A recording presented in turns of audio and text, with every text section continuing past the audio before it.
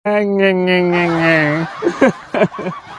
Kades, kenapa Pak Kades ini nangis sendiri di tengah jalan ini?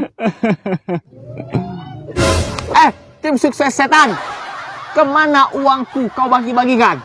Oh, sudah kami bagikan kepada semua warga ya, Nar ya? Betul Pak Kades, sesuai amanah Pak Kades. Saya tidak percaya.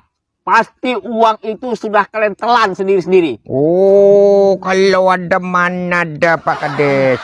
Semua uang itu sudah saya bagikan kepada warga. Satu orang satu amplop ya, Nar ya? Betul Pak Kades. Jadi, kenapa tidak ada yang membeli saya? Itu juga sesuai dengan amanah dari Pak Kades.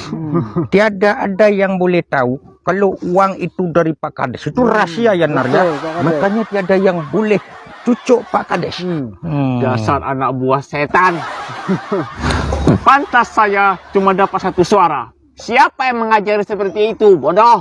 Ya Pak Kades sendirilah. Kok siapa lagi katanya? Sudah stres orang tua ini, Nar. Hilang ingatan dia ini kurang sulit. Aduh. Kalau begini, betul-betul kalian telah membuat saya gila ini. Assalamualaikum. Waalaikumsalam Warahmatullahi warahmatullahi wabarakatuh. wabarakatuh. Kamu pasti tidak memilih saya ya? Kamu curang. Pasti kamu sudah menerima uang ya? Astagfirullah. Saya tidak menerima uang dari siapapun Pak Kades untuk menentukan pilihan saya. Saya memilih sesuai dengan hati nurani saya. Tapi saya tahu kamu tidak memilih saya.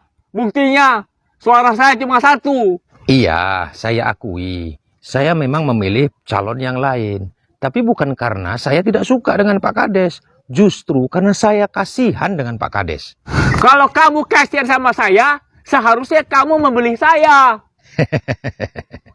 Pak Kades, jabatan itu amanah yang akan dipertanggungjawabkan di hadapan Allah Subhanahu wa Ta'ala.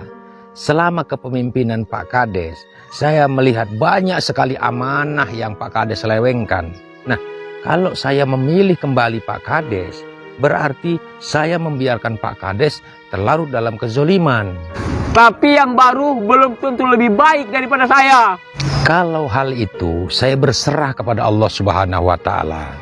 Sebatas ini, saya melihat kebaikan ada pada beliau. Maka saya amanahkan amanah ini kepada beliau. Kalau seandainya di tengah jalan nanti beliau berkhianat, maka itu juga merupakan tanggung jawab beliau kepada Allah Subhanahu wa Ta'ala. Tugas saya hanya mengingatkan sebatas kemampuan saya. Ingat Pak Kades, dan juga kalian para tim sukses. Pemilihan pemimpin itu sejatinya adalah pestanya rakyat untuk memilih dan menentukan di antara salah satu warga mana yang terbaik untuk memimpin rakyatnya. Sudah seharusnya lah kita lakukan dengan cara sukaria dan sukacita. Jangan lagi ada persaingan yang berlebihan.